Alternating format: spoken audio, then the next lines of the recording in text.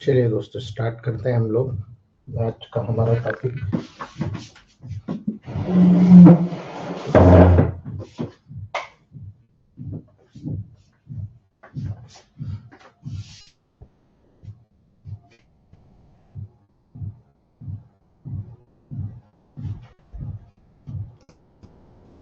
CNS में बहुत सारे टॉपिक धीरे धीरे आपको क्लियर होते जाएंगे, लेकिन सबसे पहले हम लोग ब्रेन से रिलेटेड टॉपिक्स को क्लियर कर रहे हैं, ताकि जब ब्रेन पढ़ेंगे तब तक बहुत कुछ आपका क्लियर हो चुका होगा। दोस्तों याद रखना, फोबिया, डर लगना। फोबिया मतलब किसी भी चीज से आपको फोबिया हो जाता है। जैसे कोई कुत्ता अगर पागल होता है तो उसको पानी से फोबिया होता है, हाइड्रोफोबिया, याद रखना है ना। इसीलिए यहाँ पर आप जो पैथोलॉजिकल कंडीशंस देखोगे तो बहुत हेवी होगी दोस्तों। यहाँ पर याद रखना, फोबिया एक तर्कहीन, याद रखना तर्कहीन यानी इरेशनल, यानी उसका कोई भी लेवल वहां पर आपकी बॉडी से जुड़ा हुआ नहीं होता, आपके समाज से जुड़ा हुआ नहीं होता। एक डिसएबलिंग फियर होता है, असक्षम, जो आपको बहुत ज्यादा दुर्बल बना देता है, आपको बहुत ज्यादा कमजोर बना देता है। यानी एक बार किसी चीज का डर आपके शरीर में घुस गया, फोबिया आपको घुस गया कि ये ऐसा होता है ऐसा नहीं करना, ये होता है ऐसा नहीं करना, उसको हटाने में बहुत समय लगता है। लेकिन एज एक ऐसी मेडिसिन है, इसमें एज की मेडिसिन की एक ऐसी सीरीज पाई जाती है दोस्तों, जो बॉडी में उस केमिकल्स को, जिसकी कमी के कारण फोबिया हो रहा है, उस कमी को दूर कर देता है। इसलिए याद रखना, आपके शरीर में अगर आप डोपामिन, सीरोटोनिन इनको सिक्रीट कर रहे हो, नॉर्मल कर रहे हो, खुश रह रहे हो, आप बिल्कुल व्यवस्थित जिंदगी जी रहे हो, आप मान के चलेगा आपकी बॉडी में किसी भी प्रकार का कोई भी कॉम्प्लिकेशन देखने को नहीं मिलता, आप बिल्कुल नॉर्मल जिंदगी जी रहे होते हो। लेकिन दोस्तों यदि आपको फोबिया हुआ है तो आप सब कुछ करने को तैयार हो जाते हो, यानी उस फोबिया को दूर करने के लिए आप सब कुछ करने को तैयार हो जाते हो, इस डर को अवॉइड करने के लिए दोस्तों, याद रखना। लेकिन कुछ लोग जो फोबिया से प्रभावित होते हैं, वो समझते हैं कि उनका फियर लॉजिकल नहीं है, उनका फियर लॉजिकल नहीं है, ये कहीं ना कहीं कोई मुझे डिसीज हो गई। लेकिन दोस्तों मान के चलेगा डिसीज कुछ नहीं होती है। फिर भी यदि वो ट्राई करें दोस्तों तो उसको दूर करने, तो केवल वो उसे और ज्यादा एंजियस बना देता है। वो अगर स्वयं बिना किसी की हेल्प के अगर उसको ट्राई करते हैं कि मैं इस फोबिया से दूर हो जाऊं, और ज्यादा एंजियस हो जाते हो, चिंताग्रस्त होकर, और उसी चिंता में दोस्तों वो अपने आप को हर्ट कर लेता है। इसीलिए फोबिया में मेनली होता है कूल एंड काम बनाना, उस व्यक्ति को कूल एंड काम बनाना। तो ब्रेन के उस पार्ट पे काम करना है जो आपके बॉडी के लेवल पर, आपके ब्रॉडबैंड एरियाज के लेवल पर, आपके ब्रेन के कोलेट्रल्स को जनरेट करते हैं। और कोलेट्रल्स को जब बैलेंस कर लेंगे, ऑटोमेटिकली आप किसी भी व्यक्ति के फोबिया को दूर कर देंगे। फोबिया कब शुरू होता है, यदि कॉजेस देखोगे दोस्तों, तो किसी को आज डर लग गया और आज फोबिया शुरू हो गया, ऐसा नहीं होता। याद रख लेना, फोबिया को डेवलप होने में सालों लग जाते हैं दोस्तों। इसलिए फोबिया प्राय चाइल्डहुड में प्रारंभ होता है। स्कूल जाने से डर लगना, लड़कियों से बात करने में डर लगना, लड़कों से बात करने में डर लगना, ठीक है, अपने पेरेंट्स से, रिश्तेदारों से बात करने में डर लगना, ट्यूशन जा रहे हैं और गप्पे मार रहे हैं इधर उधर, ट्यूशन जा ही नहीं रहे, एग्जाम आई तब डर लगना, एग्जाम फोबिया, ठीक है। याद रखना, कुछ को ट्रॉमेटिक इवेंट्स के कारण रिस्पॉन्सेस होता है, यानी कोई बहुत बड़ा इंसिडेंस हो गया और उस इंसिडेंस के परिणाम स्वरूप होता है। कई बार ऐसा होता है कि कोई कुत्ता, आप जा रहे हो और कुत्ता अचानक आपको काट ले, ठीक है, तो डॉग के बाइट करने के कारण जो फोबिया हो जाए। बहुत से लोगों को कोई भी ओब्वियस काउज नहीं होता, कोई कारण नहीं होता, लेकिन जब किसी के पास खड़े हैं या कुछ देख रहे हैं और वहां से आपको डर प्रवेश कर गया आपकी बॉडी में, यानी ऐसा अगर मेरे साथ हो जाए तो, ऐसा अगर उसके साथ हो गया यार, ऐसा कई स्टोरी सुनते हो आप, अपने साथ ऐसा हो जाए, तो ये फोबिया जो होता है दोस्तों बहुत डेंजरस होता है, ये घर कर जाता है आपके ब्रेन के लेवल पर। इसीलिए कुछ स्पेसिफिक लोगों में कुछ स्पेसिफिक थिंग का फियर होता है, ठीक है। इसलिए याद रखना, कई ऐसे केसेस आपको देखने को मिलेंगे जब पेशेंट बोलता है कि मुझे क्राउड से डर होता है, ठीक है। याद रखना, जब पेशेंट बोलता है मुझे क्राउड से डर होता है, ठीक है, आप याद रख लीजिएगा दोस्तों, ऐसे केसेस में हमेशा F1 को 200 डायल्यूशन में वीकली डोज देना चाहिए। माइंड इट, इसमें F1 को 200 डायल्यूशन में वीकली देना चाहिए। यदि आप और अच्छा रिजल्ट चाहते हैं तो F1A3Y को 200 डायल्यूशन में कंटिन्यूस को देना चाहिए दोस्तों, वीकली डोज देना चाहिए ताकि रिपीटेड अटैक्स ना हो उसको। ठीक है, कई बार बैलून्स के लेवल पर, बग्स के लेवल पर, डेंटिस्ट से ड्राइविंग के दौरान, या इनक्लोज स्पेस जिसको बोलते हैं क्लस्ट्रोफोबिया, ठीक है, इनक्लोज स्पेस किसी बंद जगह पर आप रहते हो, ठीक है, जर्म से या हाई प्लेसेस ऊपर चले जाते हो आप दोस्तों, और ऊपर से छत से नीचे देखते हो एकदम डर लग जाता है, फोबिया हो जाता है, उसको बोलते हैं एक्रोफोबिया। ठीक है, इस क्लस्ट्रोफोबिया यानी बहुत ज्यादा भीड़ है और उस सुनसान जगह पर आप इंक्लोज स्पेस में बंद हो, यानी कहीं समारोह में गए हो, कहीं पे स्पोर्ट्स में गए हो और वहां पर ये सारी कंडीशन हो रही है और आपको लग रहा है आप झगड़ा होने वाला है, तो जो आपको फोबिया डेवलप होगा वो क्लस्ट्रोफोबिया होगा। कई सिम्टम्स एक साथ वहां पर कनेक्ट हो जाएंगे और जब हाई ऊपर से जाकर आप नीचे देखोगे हाई प्लेसेस में एक्रोफोबिया नजर आएगा दोस्तों। याद रखिएगा, ऐसी कंडीशन पर स्पेशली S1WE नेगेटिव 200 डायल्यूशन में देना है आपको। S1WE न्यूट्रलाइज कर देगा और इस प्रकार के प्रॉब्लम को दूर करेगा। डेली दीजिए, जैसे ही रिटर्न होता है उसके बाद वीकली कर दीजिए, आपका प्रॉब्लम सॉल्व हो जाएगा दोस्तों। कई बार ऐसे पेशेंट मिलेंगे जो सड़क पार करने में भी डरेंगे, आपको हाथ पकड़कर सड़क पार कराएंगे, बोल इतने बड़े हो गए, ठीक है, जब तक उसको इधर उधर से साइकिल भी नजर आएगी तो वो नहीं जाएगा। ठीक है, तो ऐसी कंडीशन में बहुत ब्रिलियंट मेडिसिन होती हैं दोस्तों जो S1C1F1 होती है। ठीक है, S1C1F1Y को सेकेंड डायल्यूशन में या 200 डायल्यूशन में आप दीजिएगा, वीकली दीजिएगा। आपका पेशेंट सड़क पार करने में 2 या 3 महीने देने के बाद ये सिम्टम डिसअपियर हो जाएगा। ये बिलीव नहीं होता, लेकिन ये मिनरलाइजेशन कैपेसिटी के लेवल पर आपकी मेडिसिन, इलेक्ट्रोमोपैथ की मेडिसिन उसको इतना मोटिवेट कर देती है, इतना परफेक्ट कर देती है कि प्रॉब्लम सॉल्व हो जाती है दोस्तों। कई बार अंधेरे से पेशेंट बोलता है कि मुझे डर लग रहा है। ठीक है, याद रखिएगा, C12 is one of the best remedy. जब आप C12 का यूज करेंगे, C12 यहाँ पर दोस्तों बहुत ही बेस्ट रेमेडी के रूप में आपके सामने आता है, इसलिए आप बेलोडोना के लेवल पर इस मेडिसिन को दे सकते हो दोस्तों। अंधेरा के लेवल पर इसको बोलते हैं रिलीजियस मेनिया। ठीक है, बहुत ज्यादा एग्रेसिव होता है दोस्तों अंधेरे में। ठीक है, उसको बहुत ज्यादा एकदम पेन होता है और उस कंडीशन में बहुत ब्रिलियंट मेडिसिन के रूप में सामने आता है।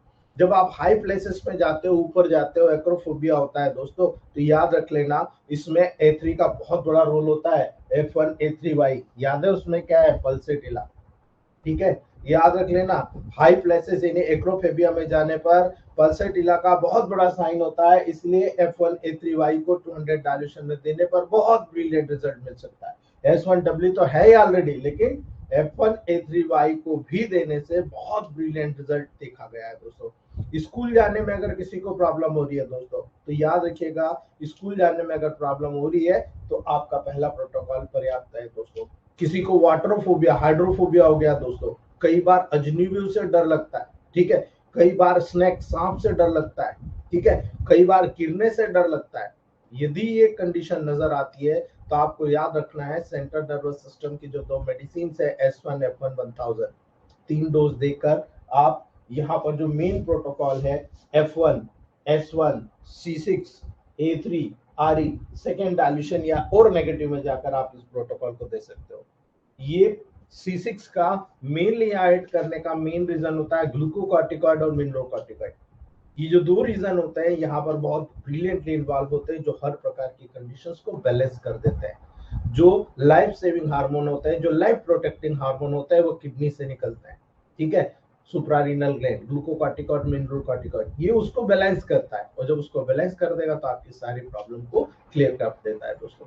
याद रखिएगा, सामान्य अवस्था में फीवर जो डर होता है स्वयं में ही किसी चीज से उत्पन्न नहीं होता है, किंतु कुछ भयानक परिणाम, जैसे कि ऊंचाई से गिरते हुए आपने किसी को देखा है, ठीक है, रात में किसी को डरते हुए देखा है, ठीक है, कई कारण जो आपके सामने विजिबल होते हैं और वो चीज आप अपने माइंड में फिक्स कर लेते हो कि यार ऐसा हो सकता है, तो वो तमाम कंडीशन यहाँ पर आपको लागू हो जाती है दोस्तों। और यही सारी चीजें यहाँ पर आपको उस मैनिफेस्टेशन में देखने को मिलती है।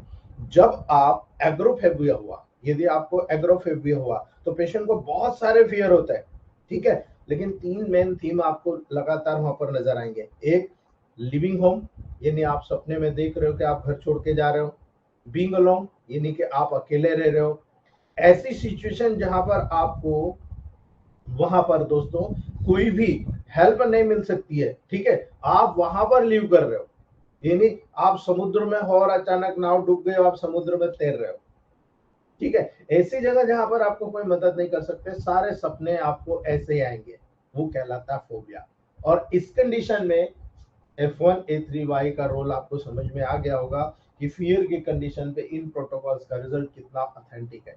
मेरा ये मानना है S1, C1, A1, F1 ये जो मेडिसिन होती है बेसिकली आपके जितना भी ड्रीम्स का एरिया होता है, नींद का, इंसोम्निया का जो एरिया होता है उसको परफेक्ट करता है, और उसको परफेक्ट करने के बाद में वाई मिला देने से रिलैक्स कर देता है। और इस कंडीशन में जब आपके पास सोचने समझने की शक्ति वो बिल्कुल कूल एंड काम कंडीशन ला देती है, तो वहां पर सोचने समझने की जो शक्ति होती है वो रिलैक्स हो जाती है, ठीक है। तब यहाँ दो कंडीशन होती है, यदि आपको पूर्व के सपने याद रहेंगे तो प्रॉब्लम क्रिएट होगी, यदि आप वहां पर कूल एंड काम हो जाएंगे और रात में आपने क्या सोचा, क्या सपने में देखा वो आपको याद नहीं रहेगा, तो आप परफेक्ट रहेंगे, क्योंकि आपको कोई भी कॉम्प्लिकेशन देखने को नहीं मिलेगी। इसलिए ये मेडिसिन बहुत ब्रिलियंट है। S1W, F1A3Y को दोनों को नेगेटिव अल्टरनेट चला दो, दुनिया का कोई भी फोबिया का कंडीशन हो आप देखने की जरूरत नहीं पड़ेगी दोस्तों। ऑलमोस्ट आपके पेशेंट रिकवर हो चुके होंगे। याद रखिएगा, जब फोबिया आता है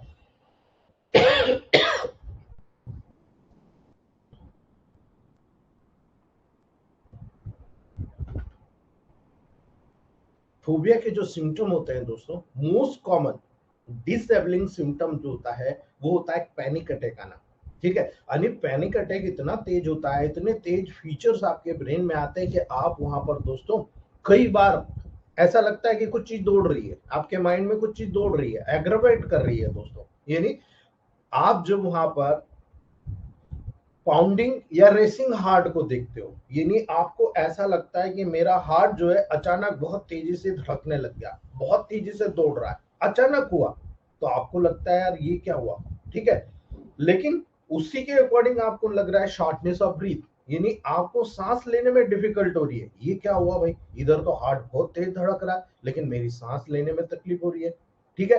रैपिड स्पीच या इनेबिलिटी टू स्पीक, दोनों चीज मिलेगी। या तो आप बहुत तेजी से बोलोगे, जल्दी जल्दी बोलोगे, सामने वाले को आधा समझ में आ रहा, आधा नहीं आ रहा, या फिर आप बोली कोशिश कर रहे हो लेकिन बोल फूट नहीं रहे, यानी आपके मुंह से स्पीच नहीं निकल रही।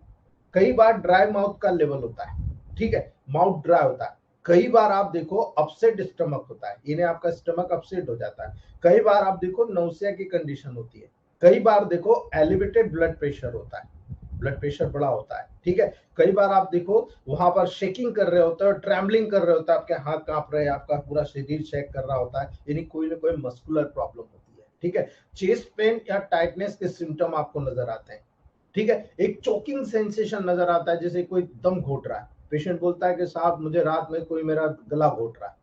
ये सब सिम्टम है, उसको कोई डिसीज नहीं है, ये केवल मेंटल सिम्टम है दोस्तों, याद रखना। डिजीनेस होगा, व्याकुलता रहेगी, लाइट हेडनेस होगा, ऐसा लगेगा मेरा सिर है ही नहीं, बिल्कुल हल्का हल्का महसूस होता है। इसीलिए प्रोफ्यूज स्वेटिंग का केस आपको देखने को मिलेगा। A sense of impending Doom, एक अलग ही तरह से उसको महसूस होता है, इम्पेंडिंग डूम के कैरेक्टर नजर आते हैं दोस्तों। इसीलिए ऐसा कोई भी इन्वेस्टिगेशन जो यहाँ पर डायग्नोस्टिक कर सके, कोई भी लेबोरेटरी टेस्ट नहीं होती है। लेकिन कुछ अन्य जो मेंटल कंडीशन होती है वहां पर डायग्नोसिस करने के लिए पेशेंट के एक्सपीरियंसेस के आधार पर आप केवल यहाँ पर ये कह सकते हो कि ये सिम्टम आ रहे हैं, ये फोबिया को जनरेट कर रहे हैं दोस्तों। इसलिए agoraphobia, social phobia, specific phobia में डायग्नोस्टिक और statistical manual of mental disorder देखा जाता है, जिसमें मेनिया, डिप्रेशन, बाइपोलर डिसऑर्डर, इनका टेली करके फोबिया से उसको डिफरेंशिएशन किया जाता है।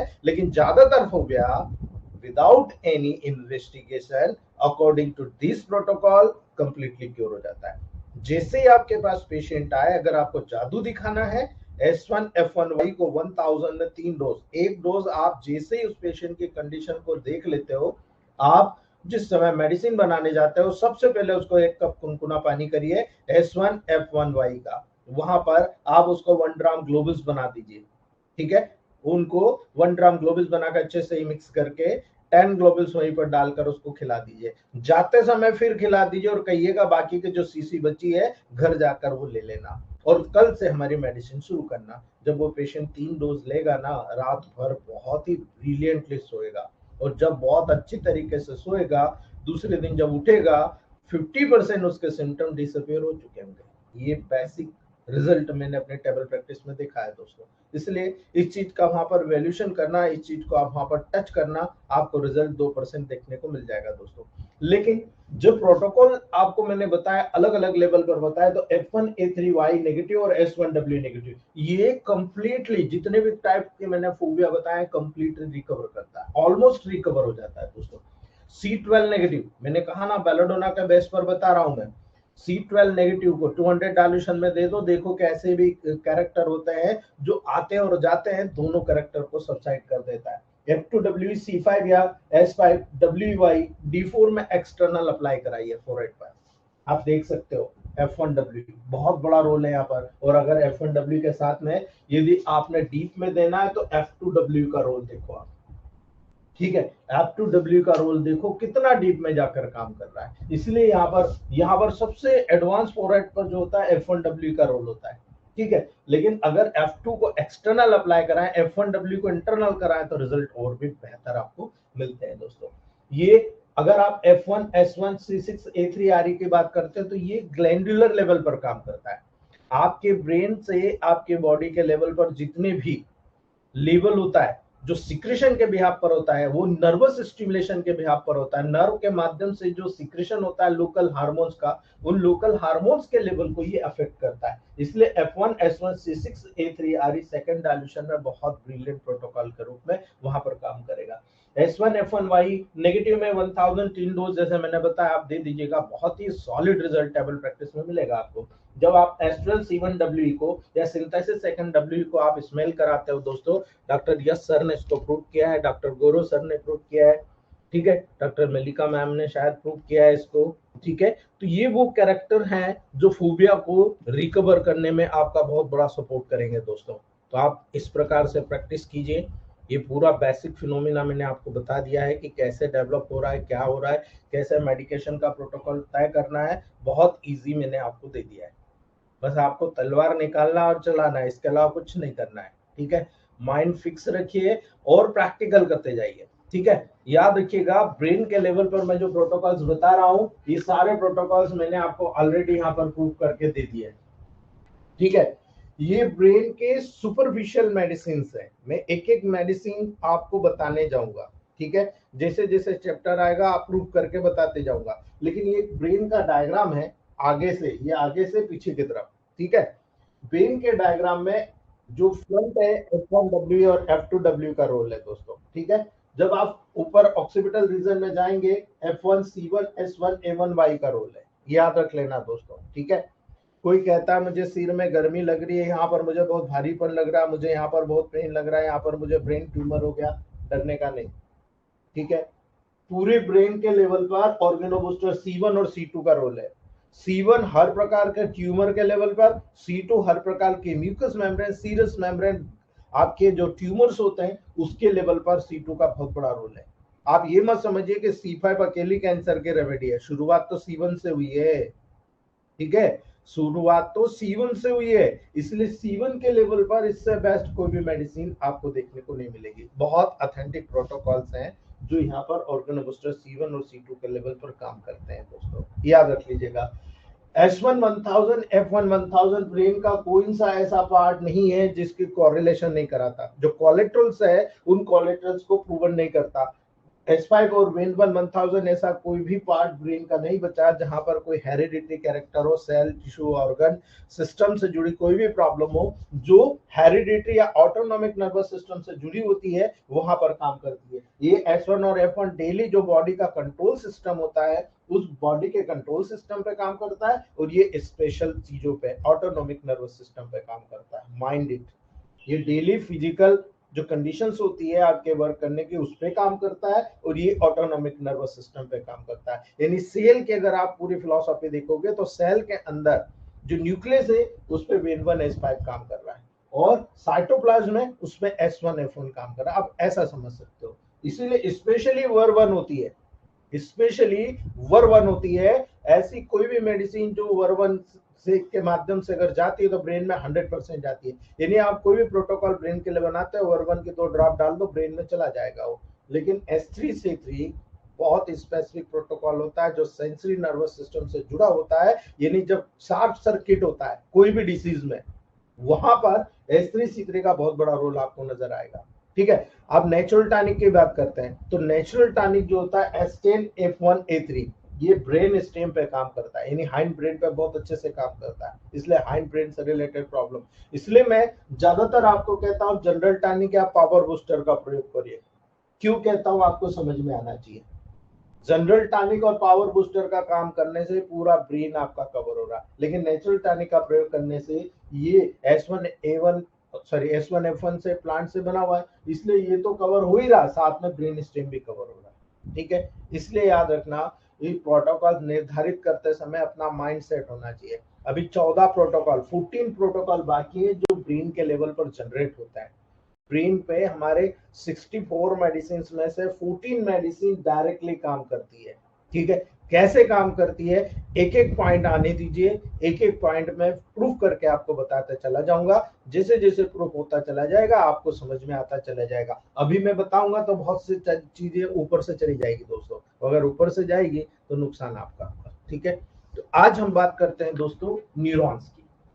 जड़ को पकड़ लीजिए, बाकी कुछ करने की जरूरत आपको नहीं पड़ेगी। यदि आपने जड़ को पकड़ लिया कि हाँ साहब न्यूरॉन क्या होता है, कैसे काम करता है, न्यूरॉन की सिनेप्सिस क्या होती है, उस सिनेप्सिस के माध्यम से आपकी बॉडी के पेरिफेरल नर्वस सिस्टम, आपकी बॉडी का सेंट्रल नर्वस सिस्टम का कौन सा ऑटोनोमिक पार्ट है, कौन सा सोमेटिक पार्ट है, कौन सा इंटरकनेक्शन कैसे उसको जनरेट हो रहा है, यही तो सीखना है, यही सीखना है। मेडिसिन तो क्लियर कट बताई गई है, ये मेडिसिन है, ये प्लांट पे ऐसा काम करती है। अब ऐसा काम करती है तो ये सेरिब्रो नर्वस सिस्टम पे काम करती है, तो सेरिब्रल कॉर्टेक्स पे कैसे करेगी, सेरेब्रम पे कैसे करेगी, ये यहाँ जानना पड़ेगा फिलोसॉफी, तब वो मेडिसिन यहाँ उठा के आप रखोगे। इसलिए याद रखना दोस्तों, जब भी आप न्यूरॉन्स के क्लासिफिकेशन के लेवल पर जाओगे, वहां पर 3 प्रकार से क्लासिफिकेशन होता है। पूल के नंबर के आधार पर, डायग्राम में कल शो कर चुका हूं। ठीक है, फंक्शन के आधार पर और उसकी एक्सॉन की जो लेंथ है उसके अकॉर्डिंग 3 प्रकार का होता है दोस्तों। ठीक है, सबसे पहले हम बात करते हैं classification depending upon the number of poles. मैंने आपको कल बताया था। ठीक है, नंबर ऑफ पोल्स के लेवल पर, पोल्स के नंबर के आधार पर, जिसमें जो नर्व फाइबर अराइज होते हैं दोस्तों, न्यूरॉन को 3 टाइप में डिवाइड किया जाता है। Unipolar neuron, bipolar neuron and multipolar neuron. ठीक है, याद रखिएगा, तीनों डायग्राम में आपको डाल चुका हूं। यूनिपोलर न्यूरॉन में क्या होगा, यूनिपोलर न्यूरॉन जो होते हैं दोस्तों, उसमें केवल एक पोल होता है, ये वाला। ठीक है, एक पोल होता है। बाइपोलर में दोनों साइड होता है, और मल्टीपोलर में इस प्रकार से होता है दोस्तों, यहाँ पर मल्टीपल डेंड्राइट्स होता है। ठीक है, तो ये तीनों लेवल जब आप समझ में आता है आपको, तो यूनिपोलर न्यूरॉन वो होते हैं जिसमें केवल एक पोल होता है, और इसी सिंगल पोल से एक्सॉन और डेंड्राइट्स दोनों इसी सिंगल पोल से आपको निकलते हुए नजर आते हैं दोस्तों। दोनों जब एक ही जगह से अराइज हो रहे, तो इस प्रकार की नर्व सेल्स ह्यूमन बींग्स में केवल एम्ब्रियोनिक स्टेज में उपस्थित रहती है, इसलिए आपको ज्यादा सोचने की जरूरत नहीं। जब चिल्ड्रन होते हैं उस दौरान, जब बच्चा माँ के पेट में होता है, एम्ब्रियोनिक स्टेज में होता है, तब यूनिपोलर न्यूरॉन वहां पर डेवलप होता है। उसका केवल इतना काम होता है यूनिपोल के लेवल पर, वहीं पर सिंगल उसी जगह पर परिधि पर उसको जो भी पार्ट नर्व के लेवल पर डेवलप करना है, वो उसी पार्ट पर वहीं का वहीं डेवलप करता रहता है, उसको ज्यादा फैलने की जरूरत नहीं पड़ती है। इसलिए इसका जो फंक्शन होता है स्पेसिफिक फंक्शन होता है, जो स्पेसिफिक पार्ट के डेवलपमेंट के लिए होता है, जो उसका स्पेसिफिक होता है, यानी उस पार्ट का स्पेसिफिक फंक्शन डेवलप करता है दोस्तों। इसलिए 10 जगह काम अगर वो करेगा तो डेफिनेटली उसको बहुत ही लो कैटेगरी में डेवलपमेंट होगा, लेकिन जब एक ही जगह एक स्पेसिफिक काम करेगा तो स्पेसिफिक कैरेक्टर में उसको देखने को मिलेगा। आप देखो, हमारे यहाँ प्लांट जो डेवलप हो रहे हैं, उसका प्लांट का रिजल्ट और एक हिमाचल प्रदेश और जो ऐसे तराई वाले इलाकों में जहाँ शुद्ध हवा मिलती है, वहां के प्लांट का कैरेक्टर, उनके जो केमिकल बेस देखे जाते हैं, उसमें बहुत डिफरेंस होता है। इसलिए आपको मैं बता दूं, आजकल जो खेती की जा रही है, कल्टीवेट किया जा रहा है, और कल्टीवेट करके प्लांट को जो उसका स्पेसिफिकेशन लिया जा रहा है, हमने जो स्टार्टिंग में जो जितने भी प्रैक्टिशनर है सीनियर, जो एसेंस यूज किया था, आज का जो एसेंस यूज कर रहे हैं उसमें बहुत अंतर है। पहले 93 से 97% जो है उसमें केमिकल कंटेंट प्लांट के एग्जैक्टली कंटेंट होते थे। आज के समय में उसमें पॉल्यूशन के कंटेंट ज्यादा हो गए हैं, तो 50 से 60% के आसपास आ गए। आता भविष्य क्या कहेगा, अब आप मुझे बताओ रिजल्ट कम क्यों हो रहा है? इसी वजह से हो रहा है दोस्तों, ठीक है। कुछ कंपनियां फ्रॉड कर रही है हमारे साथ, जितने प्लांट्स हैं उतने प्लांट्स नहीं मिल रहे हैं, तो जितने प्लांट मिल रहे हैं उन्हीं से बना बना के आपको दे रही है, उसके सब्स्टिट्यूट प्लांट उसमें ऐड कर दिया। अब सब्स्टिट्यूट प्लांट ऐड किया तो सब्स्टिट्यूट प्लांट का बिहेवियर अलग होता है, और उस बिहेवियर के कारण जब वो प्लांट उसमें ऐड किया जाएगा तो उसकी क्वालिटी अलग हो जाएगी। इसलिए सारी चीज यहाँ पर हमको टेबल प्रैक्टिस में सोच समझ के करना है। ये मैं आपको डरा नहीं रहा हूँ, हम नहीं डाल रहा हूँ, आपको कॉन्सेप्ट क्लियर कर रहा हूँ कि मेडिसिन के लेवल पर हम लोग फेल होते हैं तो हमारी फेलियर नहीं, मेडिसिन के कंपनी की फेलियर है दोस्तों, याद रखना। दूसरी बात, जब बायपोलर न्यूरॉन होती है दोस्तों, इस न्यूरॉन में जिसमें 2 पोल पाए जाते हैं, ठीक है, याद रखना दोस्तों, जब 2 पोल पाए जाएंगे तो यहां से जो न्यूरॉन होगा दोस्तों, ये 2 पोल के लेवल पर बायपोलर न्यूरॉन के लेवल पर जाना जाएगा। इसमें से एक पोल से एक्सॉन अराइज होता है और दूसरे पोल से डेंड्राइट अराइज होता है। यानी यहां से ऊपर गए तो डेंड्राइट, यहां से नीचे गए तो एक्सॉन अराइज हो रहा है, ठीक है। तो याद रखना दोस्तों, ये बहुत काम के होते हैं। इसमें इनका जो बिहेवियर होता है, काम करने का जो तरीका होता है, एक साइड आपसे अच्छा, एक साइड पड़ोसी से अच्छा, ठीक है। यानी दोनों लेवल वहां पर डेंड्राइट्स के लेवल पर कई जगह से कई न्यूरॉन से जुड़े होते हैं, और यहाँ पर एक्सॉन के लेवल पर वो सारे मैसेजेस को कंक्लूड करके आगे के न्यूरॉन को ट्रांसफर करने की ये प्रोसेस जनरेट करते हैं दोस्तों।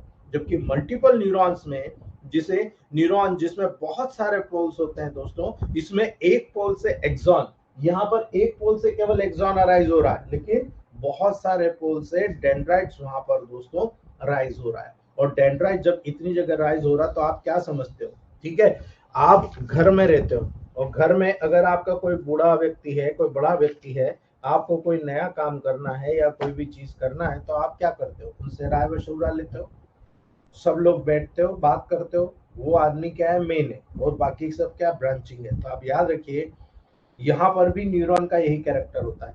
एक न्यूरॉन के डेंड्राइट्स में अगर बहुत सारे डेंड्राइट्स है, तो आप सोचिए डेंड्राइट्स उस न्यूरॉन के सरफेस एरिया को बढ़ा रहा है, और सरफेस एरिया को बढ़ा रहा है यानी कई लोगों से एक साथ जुड़ रहा है, कई लोगों के सेंसेशन सुन रहा है। उसी प्रकार से न्यूरॉन भी कई प्रकार के सेंसेशन में एक बार में, एक समय में 10,000 प्लस न्यूरॉन से अपनी गपशप करता है, उनसे जो मैसेजेस आ रहे हैं उनको रिसीव करता है। आप सोचिए कितना बड़ा फंक्शन इस डेंड्राइटिक प्रोसेस के माध्यम से होता है। भाई न्यूरॉन्स तो क्या, वहां पर आपको बंचेस ऑफ न्यूरॉन्स मिलेंगे, मिलियंस बिलियंस ऑफ न्यूरॉन्स वहां पर मिलेंगे बॉडी में, और उनका काम होता है बस यही काम करना, सेंसेशन लाना, सेंसेशन भेजना, अपरेंड और रिप्रेंड चैनल, उसी के माध्यम से पूरा नर्वस सिस्टम जनरेट कर रहे होते हैं।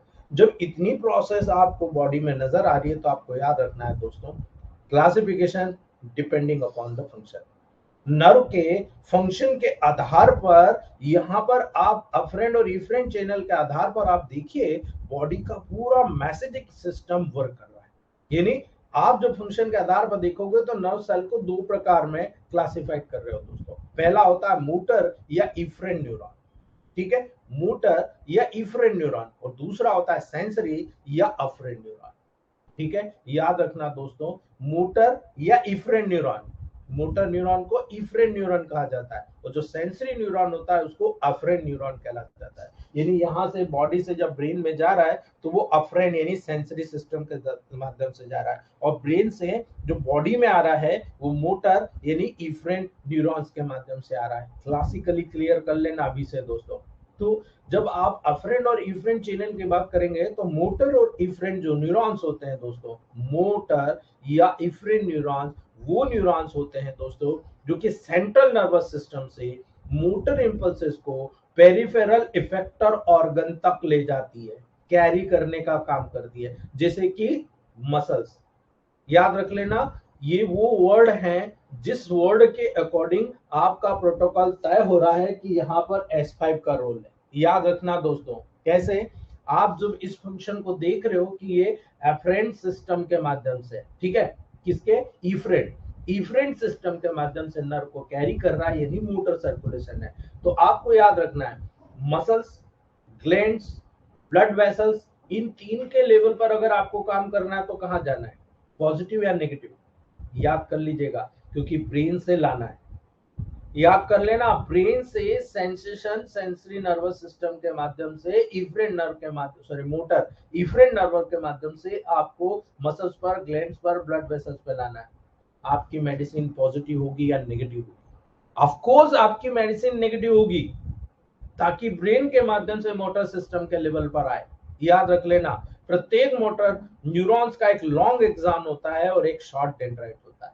एक लंबा एक्सॉन होगा लेकिन डेंड्राइट्स बहुत शॉर्ट होंगे, ठीक है। ये स्पेसिफिसिटी आपको यहीं से समझ के चलना है, याद रख लेना इस बात को। अगर न्यूट्रिशन देना है, मसल्स की खुद की प्रॉब्लम है, लोकल लेवल पर प्रॉब्लम है, देन आप लोकल लेवल पर उसको न्यूट्रिशन दे सकते हो, फर्स्ट सेकंड डायल्यूशन पर्याप्त है आपके लिए। लेकिन आपको अगर लगता है कि इसको तो काफी पुरानी प्रॉब्लम है, पैरालाइज्ड कंडीशन है, मसल्स काम नहीं कर रहा है, आप क्या करेंगे? आ रहा है ना समझ में? इसलिए आपको S1F1 या S5N1 1000 पे जाना पड़ेगा, क्योंकि ये नर्वस सिस्टम के लेवल पर जाकर काम करेगा और मोटर नर्वस सिस्टम के माध्यम से, इफरेंट चैनल के माध्यम से जो नर्व इंपल्सेस है उसको कैरी करके उस जगह पहुंचवाएगा।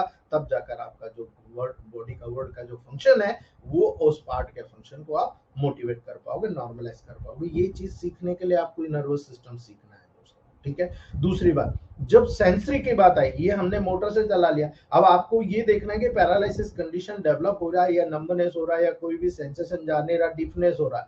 आपको ये देखना है कि भाई ये पॉजिटिव प्रॉब्लम है या नेगेटिव प्रॉब्लम है। आप कहते हो साहब नेगेटिव है, अब नेगेटिव है और वहां पर आप C5 का 1000 और G दे रहे हो, डिफनेस नेगेटिव प्रॉब्लम है, लेकिन आप C5 का 1000 और G दे रहे हो और उससे डिफनेस जा रही, तो ये तो इलेक्ट्रोमोपैथ साइंस नहीं हुआ भाई।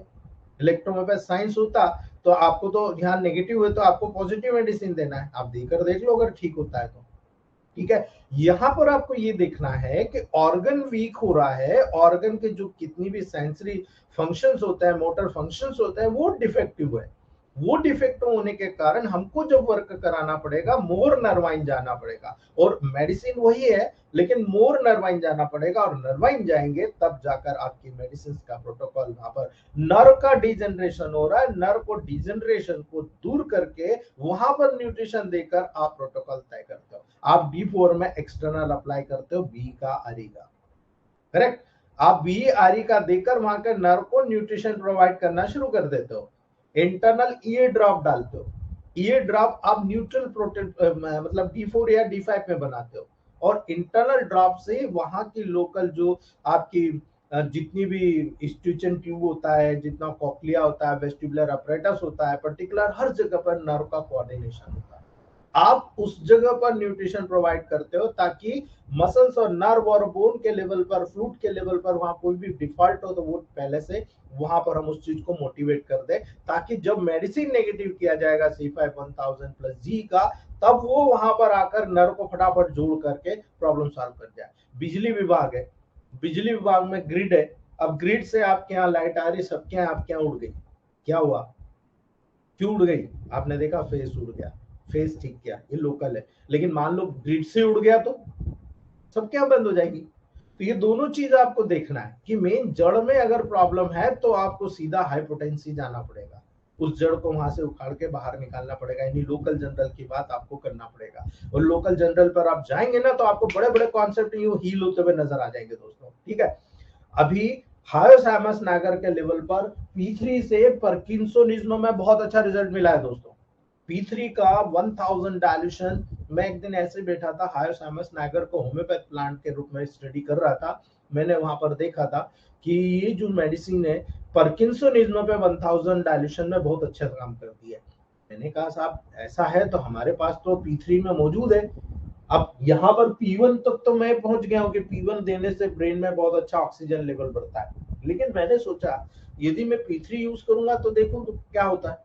2 पार्किंसोनिज्म पेशेंट को दी है, मेरे रिजल्ट डबल हो गए। इसके पहले भी मैंने कई पार्किंसोनिज्म में C4 का प्रयोग किया था, C4 के साथ मैंने P3 का प्रयोग, C4 को पॉजिटिव दे दिया, P3 को नेगेटिव दे दिया, और जब मैंने प्रयोग किया 2 गुना रिजल्ट मेरे बढ़ गए। इसलिए याद रखना, पार्किंसोनिज्म बहुत बढ़िया रिजल्ट आपको देखने को मिलेंगे, बहुत अच्छे रिजल्ट आ रहे हैं दोस्तों।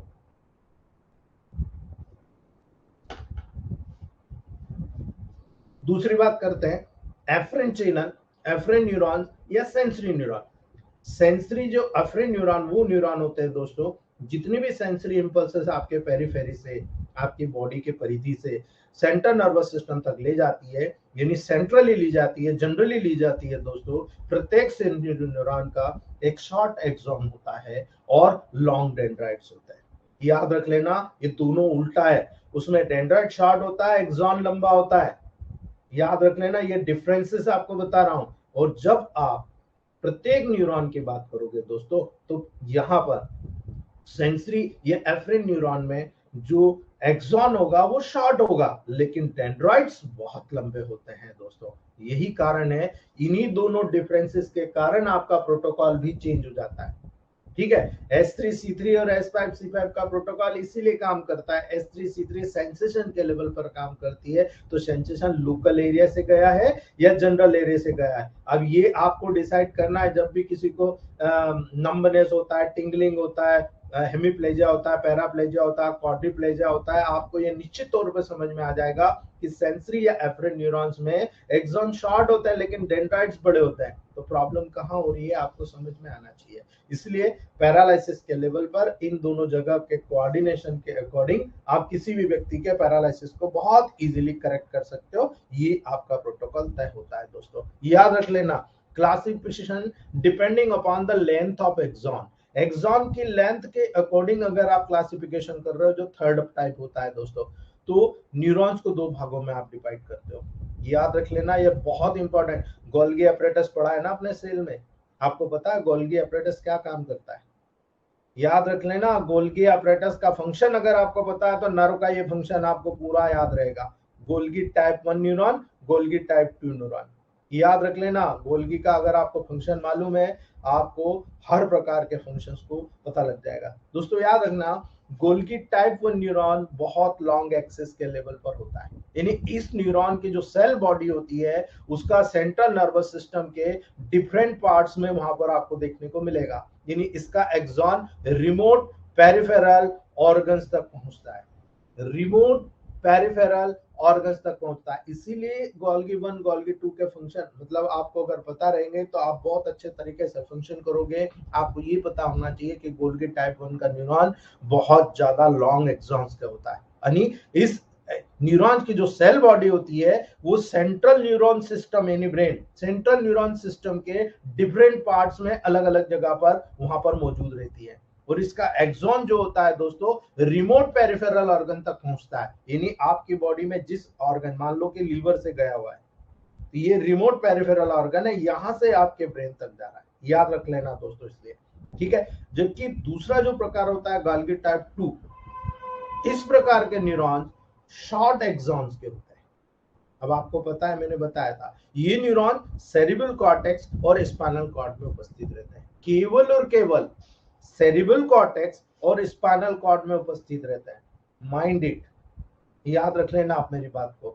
यदि इस प्रकार के न्यूरॉन में शॉर्ट एक्सॉन होंगे और ये न्यूरॉन केवल सेरिब्रल कॉर्टेक्स और स्पाइनल कॉर्ड पे होगा, ये एक्सटर्नल एप्लीकेशन के लेवल पर बहुत जल्दी स्टिमुलेट होता है। इसीलिए आपके नर्वस सिस्टम में इंटरनल, जब आप मेडिसिन दोगे गोल्गी टाइप 1 को स्टिमुलेट करोगे, और जब एक्सटर्नल मेडिसिन दोगे गोल्गी टाइप 2 न्यूरॉन्स को आप स्टिमुलेट करोगे, जो ब्रेन पर्टिकुलर केवल स्पाइनल कॉर्ड के फंक्शंस को स्टिमुलेट करेगा, और इन्हीं फंक्शन के स्टिमुलेशन के द्वारा सेंसरी मोटर यानी ऑटोनोमिक नर्वस सिस्टम के फंक्शन को आप मेंटेन कर जाओगे। इसीलिए मेटी जी को हेड्सअप करने का मन करता है, इतने पुराने समय में इतना अच्छा साइंस, इतना डीप नॉलेज का एक बगैर डॉक्टर हुए, वो कोई डॉक्टर तो थे नहीं, लेकिन साइंटिफिक बायोलॉजिकल स्टडी उन्होंने बहुत ज्यादा की थी, प्लांट के बिहेवियर को, प्लांट के कल्चर को, प्लांट के केमिकल को उन्होंने बहुत अच्छे तरीके से वहां पर एग्जामिन किया था, उसके बारे में समझा था। इसीलिए मॉलिक्यूलर थ्योरी को बहुत अच्छा समझा था, सेल के साइटोप्लाज्म थ्योरी को बहुत अच्छे से समझा था। इसीलिए उन्होंने ये प्रोटोकॉल बनाया दोस्तों, ये इलेक्ट्रोमेकेनिकल बनाया। और इसीलिए दोस्तों ये न्यूरॉन सेरिब्रल कॉर्टेक्स और स्पाइनल कॉर्ड के हर फंक्शन को बैलेंस करता है, externally as well as internally. याद रखना, इसीलिए आपको ये सारे फंक्शंस मैंने बताना जरूरी है, क्योंकि इलेक्ट्रोमेकेनिकल की मेडिसिन डायरेक्ट यहाँ काम कर रही है, आपको देखने को मिलेगा। ठीक है, याद रखना। इसलिए अब बात करते हैं हमारे मेन टॉपिक पर, स्ट्रक्चर ऑफ न्यूरॉन। जब आप न्यूरॉन के स्ट्रक्चर पर जाते हो तो केवल 3 चीज याद रखना, नर्व सेल बॉडी, यानी ये नर्व सेल बॉडी है। ठीक है, दूसरा याद रखना डेंड्राइट्स, ये डेंड्राइट्स है। और तीसरा याद रखना एक्सॉन। ठीक है, 3 पार्ट हैं, और इन 3 पार्ट का फंक्शन समझ जाइए कि कहां पर किसको कनेक्ट करना है। सारा प्रोटोकॉल आपके हाथ में है। कैसे? डेंड्राइट्स और एक्सॉन न्यूरॉन की प्रोसेसेस को बनाते हैं। ये जो डेंड्राइट है, ये जो एक्सॉन है, ये जो न्यूरॉन की जो है, ये उनकी बॉडीज को बना रहे हैं दोस्तों, उनकी प्रोसेसेस को बना रहे हैं। याद रखना दोस्तों, डेंड्राइट्स बहुत शॉर्ट प्रोसेसेस होती है, बहुत छोटी छोटी प्रोसेसेस होती है, और एक्सॉन बहुत लंबी प्रोसेसेस होती है। यानी डेंड्राइट्स और एक्सॉन को सामान्यतः नर्व फाइबर कहा जाता है। पॉइंट को नोट कीजिएगा, ये डेंड्राइट्स और ये एक्सॉन, इन्हीं को नर्व फाइबर कहा जाता है। कई बार मिस्टेक करते हैं कि सेल बॉडी, यानी सेल बॉडी को भी नर्व फाइबर में ले लिया जाता है। याद रख लेना, मैं फिर से बता रहा हूं, डेंड्राइट्स और एक्सॉन को नर्व फाइबर कहा जाता है।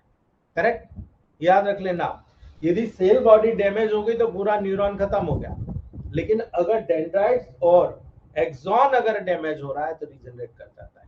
याद रख लेना दोस्तों। याद रखना, जब कभी भी नर्व सेल बॉडी की बात होगी, नर्व सेल बॉडी को सोमा या पेरिकैरियन के नाम से जाना जाता है। सोमा यानी सेल, पेरिकैरियन एक मेडिकल टर्मिनोलॉजी है दोस्तों। ये इरेगुलर शेप की होती है, दिख रहा है ना, अजीब से शेप, इरेगुलर शेप की होती है दोस्तों। अन्य सेल्स के अनुसार ये इसमें भी साइटोप्लाज्म के मास के द्वारा बना होता है, जिसे हम न्यूरोप्लाज्मा कहते हैं। यानी यहाँ पर जो पर्टिकुलर आपको नजर आएगा, ये न्यूरोप्लाज्मा, इसको हम बोलेंगे न्यूरोप्लाज्मा। याद रखना दोस्तों, न्यूरोप्लाज्मा जो कि सेल मेम्ब्रेन के द्वारा कवर्ड होता है। ये जो सेल मेम्ब्रेन है इसके द्वारा कवर्ड है, इसके अंदर जो फ्लूइड मिला हुआ है साइटोप्लाज्म है, उसको हम न्यूरोप्लाज्मा कहते हैं दोस्तों। याद रखना, साइटोप्लाज्म में बहुत सारी चीजें ऐसी होती है जो सेल में नहीं होती, और सेल के सभी चीजें यहाँ नहीं होगी, ये स्पेशलिटी होती है। यानी साइटोप्लाज्म में आपको एक बहुत बड़ा न्यूक्लियस नजर आ रहा है, और ये जितने भी नजर आ रहे हैं डॉटेड, ये हैं नीजल ग्रेन्यूल्स, इसको बोलते हैं नीजल ग्रेन्यूल्स। ये नीजल ग्रेन्यूल्स इसकी स्पेसिफिसिटी को दर्शाता है दोस्तों। याद रखना, नर्व सेल में नीजल ग्रेन्यूल्स पाए जाते हैं, सेल में नहीं पाए जाते हैं। याद रख लेना, ये केवल नर्व सेल में पाए जाते हैं। इसीलिए एक लार्ज न्यूक्लियस होता है जो सेंटर में होता है, एक नीजल ग्रेन्यूल्स होते हैं, यहाँ छोटे छोटे फाइबर्स पाए जाते हैं जिनको बोलते हैं न्यूरोफाइब्रिल्स। यहाँ माइटोकॉन्ड्रिया पाया जाता है, गोल्गी एपरेटस पाया जाता है। याद रखना, माइटोकॉन्ड्रिया पाया जाता है, गोल्गी एपरेटस पाया जाता है। माइटोकॉन्ड्रिया पावर को जनरेट करता है, power house of the cell. Golgi apparatus उस पावर के एनर्जी को लेकर प्रोटीन सिंथेसिस को पैक करके रखता है, जब जरूरत होती है जब उसको वहां पर रिलीज करता है। इसलिए नीजल बॉडीज और न्यूरोफाइब्रिल्स केवल नर्व सेल में पाए जाते हैं, किसी कोई दूसरी सिंपल सेल्स में कभी भी नहीं पाए जाते हैं।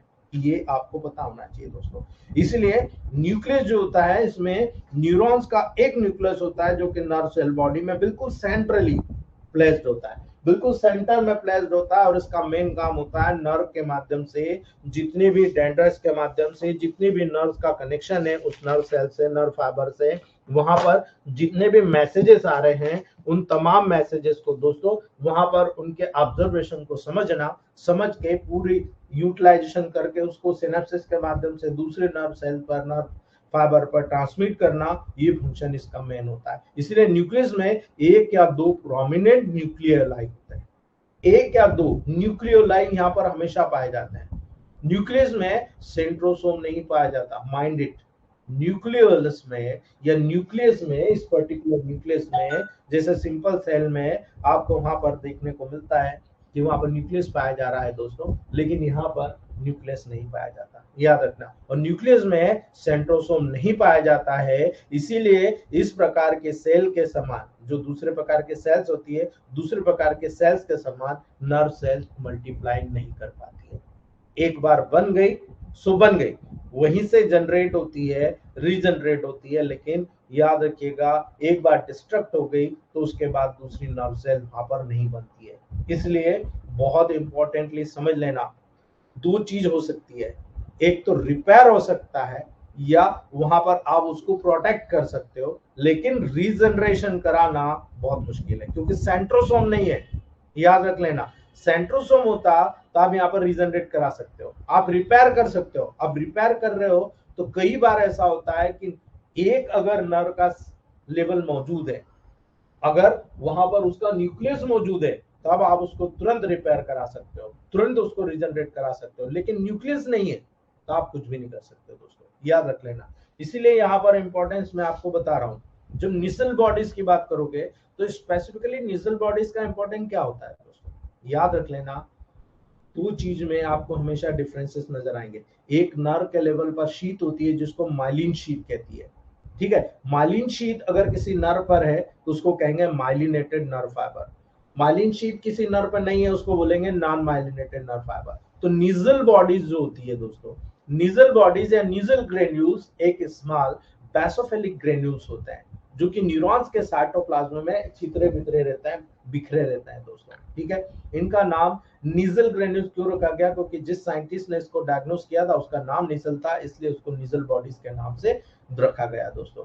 ये बॉडीज सोमा और डेंड्राइट्स में पाई जाती है। सोमा मतलब सेल, ये पूरी सेल के अंदर पाई जाती है, और डेंड्राइट्स में पाई जाती है, एक्सॉन में नहीं पाई जाएगी, याद रख लेना। एक्सॉन और उसके एक्सॉन हिलोक, ये यहाँ पर जो एक्सॉन हिलोक होगा, उस एक्सॉन हिलोक में जब ये यहाँ पर एक्सॉन हिलोक बनाएगा इस प्रकार से, इस एक्सॉन हिलोक में निजल ग्रेन्यूल्स नहीं पाए जाएंगे, एक्सॉन में निजल ग्रेन्यूल्स नहीं पाए जाएंगे। निजल बॉडी को ही हम टिग्रॉइड सब्सटेंसेस के नाम से जानते हैं, टिग्रॉइड सब्सटेंसेस के नाम से जानते हैं। माइक्रोस्कोप में जब आप देखोगे दोस्तों, डेंड्राइट से एक्सॉन को निजल ग्रेन्यूल्स की उपस्थिति के कारण ही आप अलग से डिस्ट्रीब्यूट कर सकते हो, दोनों को डिफरेंशिएट डिस्टिंग्विश कर सकते हो दोस्तों, ठीक है। यानी डेंड्राइट में आपको निजल बॉडीज पाई जाएगी, इसलिए डेंड्राइट से, और जहां से निजल बॉडीज गायब हो गई वो एक्सॉन है। आप क्लियरली माइक्रोस्कोप, मैंने देखा है दोस्तों, क्लियरली माइक्रोस्कोप में आप इस चीज को विजिबल कर सकते हो। निजल बॉडीज का एक मेम्ब्रेनस ग्रेन्यूल्स या ऑर्गेनेल्स होते हैं दोस्तों, ठीक है। इसमें राइबोसोम पाया जाता है, याद रख लेना। निजल ग्रेन्यूल्स एक मेम्ब्रेनस ऑर्गेनेल्स, इसके ऊपर मेम्ब्रेन पाई जाती है जिसमें राइबोसोम पाया जाता है। इसीलिए ये बॉडीज न्यूरॉन में प्रोटीन के सिंथेसिस के साथ कंसर्न होता है, माइंड इट। इसीलिए सोमा में बना प्रोटीन एक्सोनल फ्लो के माध्यम, यहाँ सेल में बन रहा है प्रोटीन, इस एक्सोनल फ्लो के माध्यम से एक्सॉन में जाकर टर्मिनेट होता है, याद रखना दोस्तों। एक्सॉन में ट्रांसपोर्टेड होता रहता है। नर्व की कंडीशन के साथ निजल बॉडीज की संख्या अलग अलग हो सकती है, हर नर्व सेल के वर्क के ऊपर डिपेंड करेगा कि उसमें ज्यादा वर्क कर रहा है तो निजल बॉडीज ज्यादा होगी, जो कम वर्क कर रहा है निजल बॉडीज कम होगी, क्योंकि वहां पर प्रोटीन का सिंथेसिस कम हो रहा है, इसलिए क्योंकि वहां राइबोसोम निजल बॉडीज में पाया जाता है, उस मेम्ब्रेन में जो प्रोटीन सिंथेसिस के साथ कंसर्न होता है, माइंड याद रख लेना दोस्तों। न्यूरॉन की इंजुरी या किसी भी फटिग्स के दौरान, यानी आप न्यूट्रिशन नहीं दे रहे हो, ठीक है, ये बॉडीज वहां पर क्रोमेटोलाइसिस के प्रोसेस के माध्यम से, क्रोमेटोलाइसिस मतलब न्यूक्लियस का टूट जाना, क्रोमेटोलाइसिस के प्रोसेस के माध्यम से टूट कर डिसअपियर हो जाती है, और ये ग्रेन्यूल्स फटिग से रिकवरी के बाद या नर्व फाइबर के रीजनरेशन के बाद ऑटोमेटिकली फिर से रीअपियर हो जाती है, याद रख लेना। यही चीज समझाने की कोशिश कर रहा हूं कि जब वहां पर आपने फटिग रखा, भूखा रखा, उसको न्यूट्रिशन नहीं दिया, तो ये वहां से टूट कर एनर्जी के रूप में यूज हो जाती है और वहां से डिसअपियर हो जाती है। लेकिन ये ग्रेन्यूल्स जब आप फटिग से रिकवरी कर लेते हो, उसके बाद नर्व फाइबर के रीजनरेशन जब होता है, अब आप यहाँ ध्यान रखना, जब नर्व फाइबर का रीजनरेशन होता है उसके बाद ये रीअपियर हो जाती है, यानी कि आपने बॉडी में प्रोटीन का कंटेंट प्रोवाइड करा दिया, याद रख लेना, प्रोटीन का कंटेंट प्रोवाइड करा दिया, आप मान के चलिए आपने नर्व के लेवल को स्टिमुलेट कर दिया, और जब नर्व का लेवल स्टिमुलेट हुआ तो बहुत सारे फंक्शन जो होते हैं आपके बहुत तेजी के साथ मोटिवेटेड हो जाएंगे। इसीलिए बहुत सारी ऐसी प्रोसेसेस होती है जिन प्रोसेसेस के अकॉर्डिंग आप अपनी मेंटल बुद्धि का उपयोग करके बहुत तेजी के साथ रिजल्ट ले सकते हो दोस्तों। ऐसा नहीं है एक टीचर अपने सारे शिष्यों को एक जैसा पढ़ाता है, कोई शिष्य बहुत जल्दी अडॉप्ट कर लेता है, दूसरे टीचरों से भी अडॉप्ट करता है, दूसरी बुक्स से भी अडॉप्ट करता है, इसलिए वो आगे निकलता है। इसलिए आपको भी अपडेट रहना पड़ेगा, जितना अपडेट रहोगे उतनी ज्यादा तेजी से आप आगे निकल जाओगे दोस्तों, याद रखिएगा। ये प्रोसेस के बाद एक प्रश्न हमारा उठता है, क्या हम रीजनरेशन और रिपेयर के लेवल को यहाँ पर तय नहीं कर सकते? बिल्कुल नहीं तय कर सकते दोस्तों, यदि समय लिमिट को देखा जाएगा। मैं आगे बताऊंगा आपको कि नर्व कितने दिनों में आपके पास पेशेंट आ जाए तो आप उसको रीजनरेट कर सकते हो, रिपेयर कर सकते हो, कितने दिन में, ठीक है। ऐसा नहीं है कि आप रीजनरेट नहीं कर सकते, कर सकते हो, लेकिन कितना समय में पेशेंट आपके पास आना चाहिए ये आगे कल के लेक्चर में आपको पता लग जाएगा, ठीक है। न्यूरोफाइब्रिल्स की बात करो,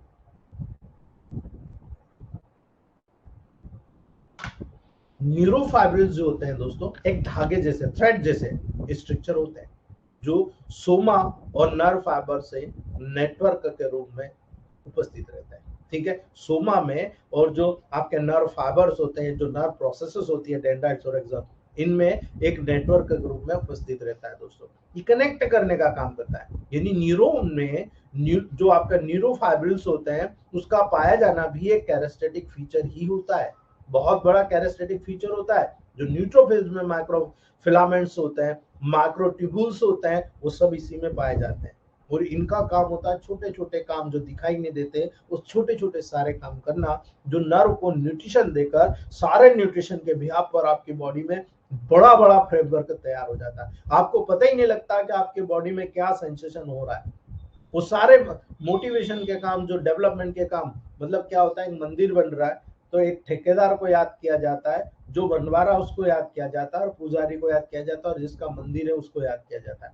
वो मजदूर कहाँ है जिन्होंने वहां पर सारा काम किया? ये वो मजदूर है जो आपके मेन जड़ को बनाने का काम करते हैं, लेकिन इनको कोई नहीं पूछता दोस्तों, याद रखना।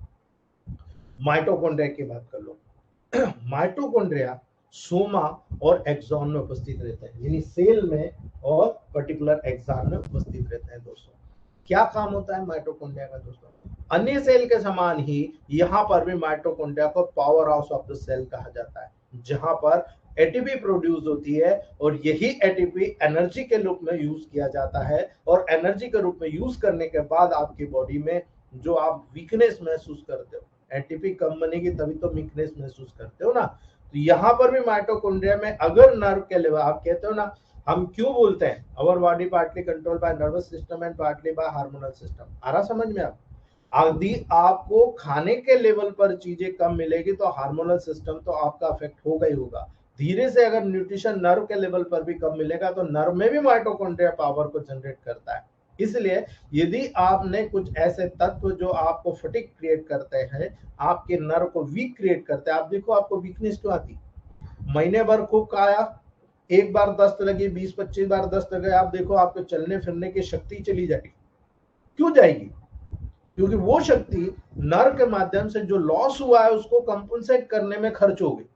अब आपके नर्व में जब तक माइटोकॉन्ड्रिया पावर नहीं बनाएगा, एटीपी को जनरेट नहीं करेगा, आपकी कार्य करने की क्षमता डेवलप नहीं होगी। इसलिए यहां पर ऐसे तमाम केसेस में आप मुझे बता दीजिए आपको क्या चाहिए, पॉजिटिव या नेगेटिव? ये वो केसेस है जहां न्यूट्रिशन की जरूरत होती है, यहाँ 1:9 का रेशियो सबसे बेस्ट काम करेगा। इसलिए कभी भी नर्वाइन के कोई भी केसेस नजर आते हैं, आपको डायरेक्टली नजर आता है इसमें एनर्जी लेवल बिल्कुल न के बराबर है। अब आप मुझे डिसाइड करके बता दो D4 या D5 कितना ब्रिलियंट काम करेगा। जितने भी इलेक्ट्रोमोपैथ की बुक्स है, आप केवल इतना देखिए, उसमें जितने भी प्रोटोकॉल हो आप उसकी टेली कीजिए कि नेगेटिव में कितना यूज किया गया, पॉजिटिव में कितना यूज किया गया, न्यूट्रल में, तो आपको हमेशा न्यूट्रली जीतता हुआ मिलेगा, बिकॉज यहाँ पर उसको न्यूट्रलाइज किया जाता है। और यही मेन प्रोसेस है मेटीजी की कि हाइपर और हाइपो दोनों फंक्शन को बैलेंस करना न्यूट्रल के माध्यम से। तो सबसे पहले न्यूट्रल का डोज डॉक्टर इसीलिए सिलेक्ट करता है, ठीक है। बहुत सारे बड़े बड़े मैंने डॉक्टर देखे हैं जो प्रोटोकॉल्स को दिख रहा है कि हाँ ये नेगेटिव है, लेकिन वो कहते हैं कि 1 महीने तो इसको न्यूट्रल दूंगा ताकि न्यूट्रिशन मिल जाए। वो डायरेक्ट D5 से शुरू करते हैं बिकॉज ऑफ दिस, क्योंकि वो नर्व के लेवल पर माइटोकॉन्ड्रिया को बहुत ज्यादा पावर बनाते हैं, माइटोकॉन्ड्रिया को डेवलप करते हैं। एटीपी प्रोड्यूस होगी ना तो रीजनरेशन की कैपेसिटी बॉडी में बहुत तेजी से होगी। अब आप मुझे बताइए, मैं कहता हूं डिसीज डेवलप हो रही है, यहां तक पहुंच गई है, लोकल से जनरल हो गई है। अब आपको कहता हूं कि नहीं साहब पहले हाइपोटेंसी की मेडिसिन 2-3 डोज दे दीजिए तो जनरल से लोकल में जाएगी। क्या कर रहे हो आप? नर्वाइन मेडिसिन देकर माइटोकॉन्ड्रिया को स्टिमुलेट किया आपने, सेल को स्टिमुलेट किया आपने, करा तो वही है, यहाँ न्यूट्रिशन के लेवल पर कर रहे थे, यहाँ आप ऑटोनोमिक नर्वस सिस्टम के लेवल पर कर रहे हो, कर तो वही रहे हो। और जब आपने यहाँ पर बहुत तेजी के साथ स्टिमुलेशन किया तो यहाँ पावर के साथ, पावर अणुबम परमाणु बम जैसा पावर इंपैक्ट देकर एनर्जी को प्रोड्यूस किया, एटीपी को प्रोड्यूस कराना शुरू किया। तो जब एकदम से आप एनर्जी को प्रोवाइड करोगे तो आप जरूरत से ज्यादा दोगे तो बम तो फूटेगा। हम कहाँ बोलते हैं कि जरूरत से ज्यादा दो, हम तो कहते हैं पहले स्टिमुलेट तो कर दो। आप स्टिमुलेट नहीं करोगे तो डिसीज तो फैलती चली जाएगी। इधर आप न्यूट्रिशन दे रहे हो, इधर डिसीज फैल रही है, और न्यूट्रिशन देने के बाद और ज्यादा तेजी से फैलेगी। पहले डिसीज को रिड्यूस तो करो। तो लोकल से जनरल जो हो रही है, जनरल से लोकल में लाओ और उसके बाद आप उसको स्पेस दो, बहुत तेजी से आपका पेशेंट ठीक होता है। ये कारण है दोस्तों। जब गोल्गी एपरेटस का सपोर्ट लेते हो तो गोल्गी एपरेटस करता क्या है दोस्तों? नर्व सेल बॉडीज के गोल्गी एपरेटस अन्य सेल के समान ही होता है, और ये प्रोटीन के ग्रेन्यूल्स में प्रोसेसिंग करता है, पैकिंग करता है और उसके साथ कंसर्न रहता है। यानी आपकी बॉडी में आपको बरसात में क्या आपको गेहूं बाहर रख सकते हो, आपका जो खाना पीना बाहर रख सकते हो? नहीं ना, उसको पैक करके आप व्यवस्थित घर में रखते हो। यही काम गोल्गी एपरेटस का है कि जब बरसात होगी या जब ऐसे इमरजेंसी का काम होगा, जब इस व्यक्ति को न्यूट्रिशन नहीं मिलेगा, मैं न्यूट्रिशन कहां से दूंगा? मैं इन्हीं पैकिंग जो प्रोटीन के यहाँ पर पैकिंग है, ग्रेन्यूल्स को जो प्रोसेसिंग किया है मैंने, उसको पैक किया है, उसको मैं रिलीज कर दूंगा। वो रिलीज हो जाएगा, उसी के अकॉर्डिंग मुझे एनर्जी मिल जाएगी। ये पूरी प्रोसेस गोल्गी एपरेटस के माध्यम से वहां पर तय किया जाता है दोस्तों। तो ये प्रोटोकॉल्स इस तरह से निर्धारित होते हैं। हम अगर किसी दूसरी तरीके से सोचते हैं तो वो हम गलत सोचते हैं, और अगर हम इन बारीकियों को समझते हैं तो प्रोटोकॉल के रिजल्ट मैं नहीं मानता कि हमारे ईच फैमिली के माध्यम से जो जनरेट हो रहे हैं वो इंडिया के टॉप मोस्ट प्रोटोकॉल के रूप में सामने आएंगे दोस्तों। तो ये था आज का। यदि आपको किसी को क्वेश्चन है तो आप पूछ सकते हो।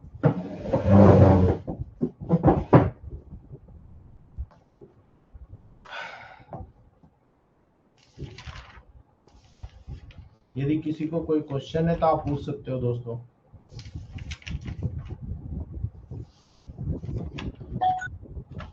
जी अशोक सर, आपके तो क्वेश्चन ही नहीं खत्म होते हैं। जी अशोक सर बोलिए, बोलिए अशोक सर। नमस्कार सर। नमस्कार। ये आपने जो बताया है ये तो जनरल टॉनिक में सीट 1 दे के हमने पता नहीं कितनों की मेडिसिन छुड़ा दी, तो काम तो अब तो हम पता नहीं कहाँ पहुंच जाएंगे सर। तो सर एक दो क्वेरी ऐसी है कि जैसे इम्पोटेंसी में आपने एक बार बताया था कि D1 की पिल्स देनी है और D2 की ड्रॉप देनी है। मैंने वो दोनों दिए पेशेंट को 3 दिन में रिजल्ट आ गया बिल्कुल। अब उसको कैसे करना है सर? सर कंटिन्यू रखिए उसको। अच्छा, कितने महीने तक रख सकते हैं? जहाँ कितने तक? मैक्सिमम 2 महीने उसी को कंटिन्यू कीजिए, उसके बाद एक आगे बढ़ाइए उसके बाद एक और आगे बढ़ाइए। अच्छा जी। D2 D3 बस हो गया। उसके बाद शायद ही जरूरत पड़े उसको। इन्हें मैक्सिमम 6 मंथ चला के बंद कर दो। लेकिन याद रखना, बंद करने के पहले उसको हाइपरटेंसी के 3 डोज दे देना। अब वो पहले देता, वो आपने जो बता दिया बहुत दिनों से सर। तो सर एक बात और है, अगर कोई आदमी शराब पीता है, ठीक है, और शराब पीने के बाद उसको नींद नहीं आती और उसको वहम सा हो जाता है कि मैं नहीं पीऊंगा, मेरे को ये हो जाएगा, तो वो किस कैटेगरी में आएगा? बल्कि ये बिल्कुल नेगेटिव थॉट है, ठीक है। हाँ जी। न्यूट्रल डोज देना है। S1 A1 C1 F1 RE second dose, second dilution. ठीक है। जैसा डिप्रेशन होता है ना, हाँ, डिप्रेशन में आ गया सर वो। बस सेकेंड डाइल्यूशन दे दो, कवर हो जाएगा। ठीक है, थैंक यू। हाँ, थैंक यू जी। जी Kori sir, doctor Kori sir. Sir good morning sir. Good morning sir जैसे कल के लेक्चर में आपने बताया था कि सेल्स को रिपेयर किया जा सकता, रीजनरेट नहीं किया जा सकता। हाँ। तो सर आज से 3 इयर्स पहले एक नागपुर का पेशेंट हमारे यहीं का ही था, तो वो क्या ऊपर छत से गिर गया था, तो उसका माइंड तो कॉन्शियस था, लेकिन बॉडी पूरी वर्कलेस हो गई थी, और उन्होंने वहां के डॉक्टरों ने प्रोटीन, विटामिन, मिनरल, ओमेगा 3 दिया था और बोला था कि इससे आपकी नस फिर से बन जाएगी, ऐसा उन्होंने एडवाइस किया था। तो सर उनका एडवाइस गलत था क्या सर उनका? नहीं, देखिए क्या होता है ना, न्यूट्रिशन प्रोवाइड किया उन्होंने जी। इसको क्लियर करूंगा, कल परसों में आपका क्लियर हो जाएगा। अगर मान लो नर्व कट गई, ठीक है, कट गई, और कटने में वो कितनी दूर है जी, ना? ये बात याद रखना, कट गई, कट के कितनी दूर है, पहली बात। दूसरी बात, उनके जो रेशियो है वो ऐसे स्ट्रेट है या आगे पीछे ऊपर नीचे जुड़े हुए हैं, 2 बात। तीसरी बात, कितना समय हो गया, 1 महीना, 2 महीना, 4 महीना, 8 महीना, कितना समय हो गया, उस समय के ऊपर, यानी बहुत सारे फैक्टर्स होते हैं, उन फैक्टर के ऊपर रीजनरेशन और रिपेयर डिपेंड करता है। अभी बाकी है सर, बहुत कुछ बाकी है, अभी सब बताऊंगा, छोड़ूंगा भले टाइम लग जाए, ये चीजें मैं छोड़ता नहीं हूँ, क्योंकि मुझे भी मजा आता है, मुझे भी बहुत सारी चीजें सीखने को मिलती है। ठीक है जी सर, जी सर, थैंक यू सर। कल और परसों 2 दिन वेट कर लीजिए, आपको सब पता चल जाएगा। ठीक है जी सर, जी ठीक है दोस्तों, आज यही रखते हैं हम लोग।